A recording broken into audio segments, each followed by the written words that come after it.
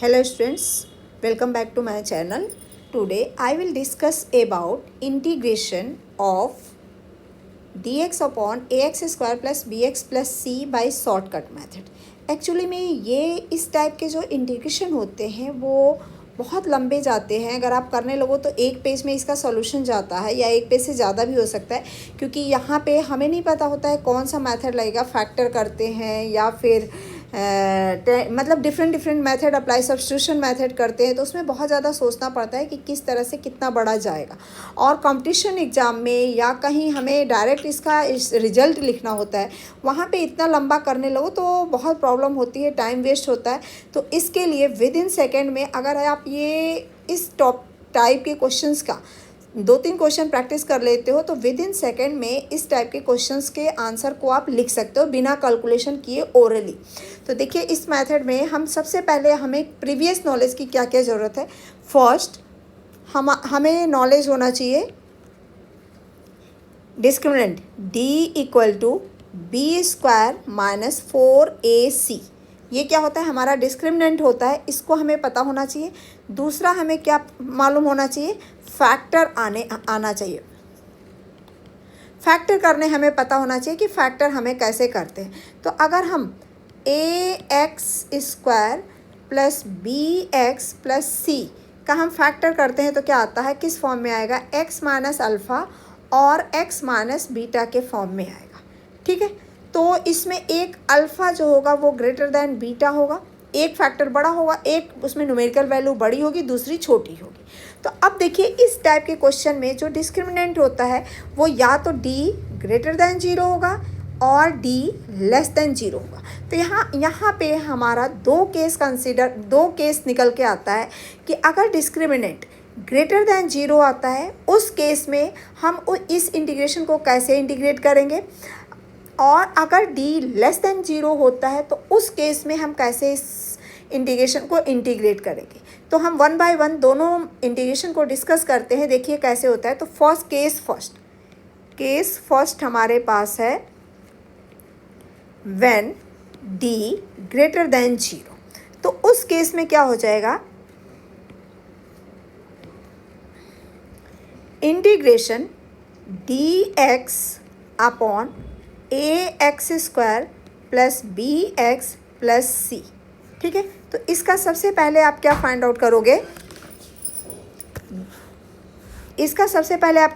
करोगे, d equal to B square minus 4ac, और ये क्या आएगा, ग्रेटर दैन 0.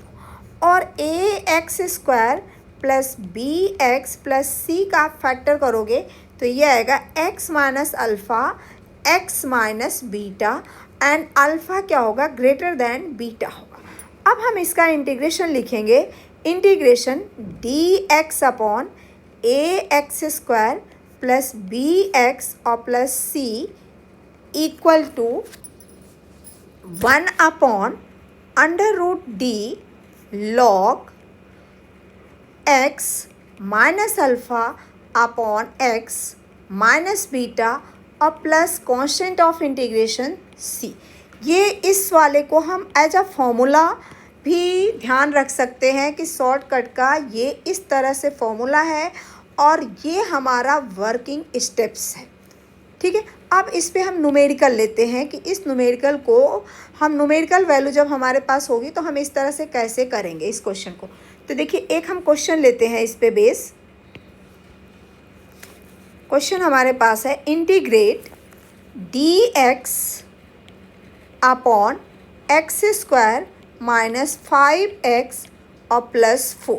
तो इसका इंटीग्रेशन क्या होगा, कैसे हम करेंगे. तो सबसे पहले इसका हम फाइंड आउट करेंगे डिस्क्रिमिनेंट d. तो डिस्क्रिमिनेंट d क्या हो जाएगा, बी स्क्वायर b. अब यहाँ पे देखिए इसका हम कंपैरिजन करेंगे ax स्क्वायर प्लस bx और प्लस c से. तो a की वैल्यू क्या हो जाएगी 1, b की वैल्यू क्या होगी -5 और c की वैल्यू क्या होगी 4. तो यहाँ से d इक्वल टू हो जाएगा B square minus 4ac. b की वैल्यू क्या हो जाएगी 25 minus 4 into 1 into 4 equal to 9. d की वैल्यू क्या आ गई, 9 आ गई. अब हमारे पास इसका फैक्टर क्या होगा, एक्स स्क्वायर माइनस 5x और plus 4 equal to X minus 4 और x माइनस 1, यानी 4 क्या है, 4 ग्रेटर देन 1 है। x minus alpha, x minus, इसका हम कंपैरिजन कर दें x माइनस अल्फ़ा और x माइनस बीटा से, तो अल्फ़ा की वैल्यू हो गई 4, ये अल्फ़ा हो गया, ये बीटा हो गया, तो अल्फ़ा। अब यहाँ से integration dx upon X square minus 5x और प्लस 4 इक्वल टू हो जाएगा 1 अपॉन क्या है, देखिए यहाँ पे 1 upon under root D X minus alpha upon X minus beta plus C, तो ये हो जाएगा 1 upon under root 9 log mod X minus 4 upon X minus 3 और plus constant of integration C. तो ये हमारा आंसर हो गया। अब इस अंडर रूट 3 को अंडर रूट 9 को आप थोड़ा सा ऐसे भी लिख सकते हो, integration D X upon X square minus 5x plus 4 equal to 1 upon 3 log mod X minus 4 upon X minus 3 और प्लस सी। अब देखिए यहाँ पे सिंपल सा आप मैथ्स के स्टूडेंट हो तो सिंपल आप ओरली इसका डिस्क्रिमिनेंट कर सकते हो कि बी स्क्वायर माइनस 4ac, यानी बी स्क्वायर मीन्स 5 का स्क्वायर 25 माइनस 4ac यानी 16, तो हमारे पास 9d की वैल्यू आ गई। आप डायरेक्ट लिखोगे d इक्वल टू 9 और यहाँ पे फिर x का फैक्टर करोगे, तो ये क्वेश्चन देखते ही आपको लग रहा है कि x माइनस 4 और x माइनस 1 आएगा। तो x माइनस 4 में अल्फ़ा 4 हो जाएगा, बीटा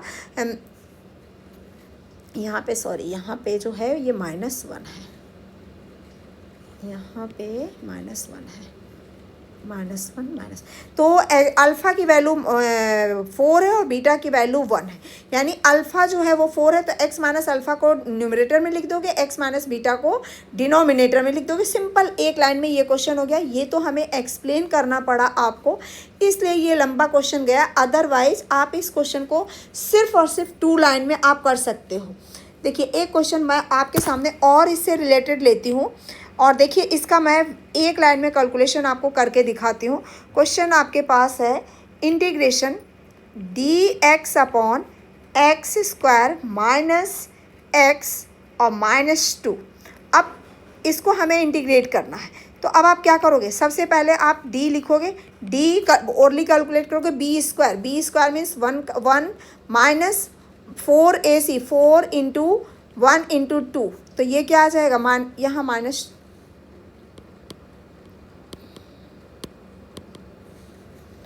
4 इंटू -2, तो ये आ गया 4 टू जा 8, 8 टू जा 9, 4 टू जा 8, 8 और 1 9, तो ये आ जाएगा 9, ये ग्रेटर देन 0 हो जाएगा।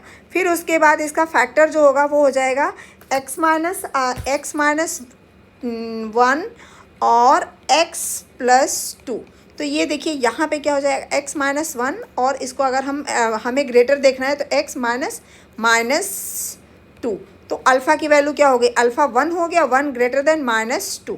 तो अब सिंपल सा इसका आप इंटीग्रेशन लिखोगे, integration D X upon X minus 1, यहीं पे आप फैक्टर कर दो x प्लस 2, तो ये हो जाएगा 1 upon under root 9 log x। अब कौन बड़ा है, 1 बड़ा है, तो x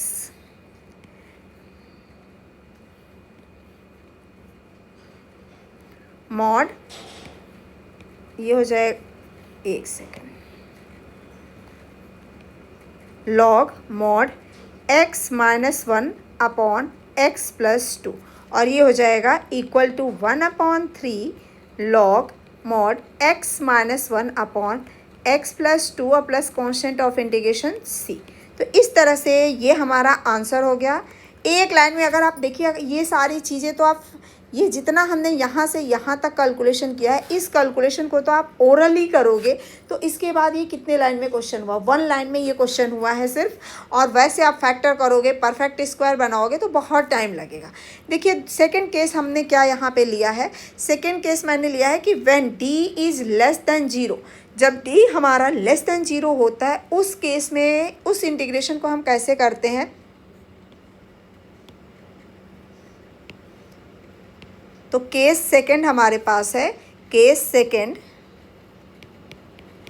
when d less than zero.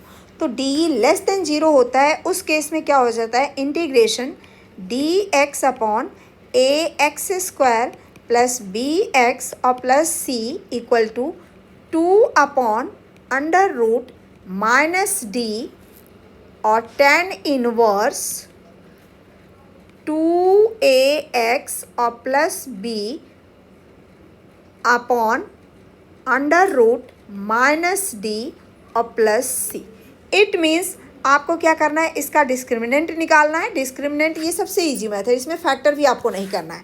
Discriminant आपने फाइंड आउट कर किया, अगर वो लेस देन जीरो आता है मीन्स निगेटिव वैल्यू आती है, तो ये क्या हो जाएगा, 2 upon under root minus D tan inverse और इसका डेरिवेटिव, ये जो हमारे पास है ना, इसका डेरिवेटिव ऊपर लिख लिया अंडर रूट माइनस डी। अब देखिए इससे रिलेटेड क्वेश्चन हमारे पास क्या है, integration D X upon X square plus X और प्लस 2। तो सबसे पहले इसका अगर हम देखें तो डिस्क्रिमिनेंट क्या आएगा, ए की वैल्यू है a इक्वल टू है 1, b इक्वल टू है 1 और c इक्वल टू है 2। यानी इसका हम कंपैरिजन किससे कर रहे हैं, A X square plus B X plus C से। तो ये हमें v की वैल्यू है। अब d इक्वल टू क्या हो जाएगा, बी स्क्वायर माइनस 4ac। तो b स्क्वायर क्या है 1 माइनस 4 इंटू 1 इंटू 2। तो 4 2 जा 8 और बी स्क्वायर माइनस 4ac। तो बी स्क्वायर की वैल्यू 1 माइनस 4 2 जा 8, 8 में से 1 गया तो ये क्या आ गया, minus under root 7, sorry only 7, minus 7, 8 minus 1 तो 7 आ गया। अब यहाँ पे क्या हो जाएगा, एक सेकेंड, यहाँ पे जो है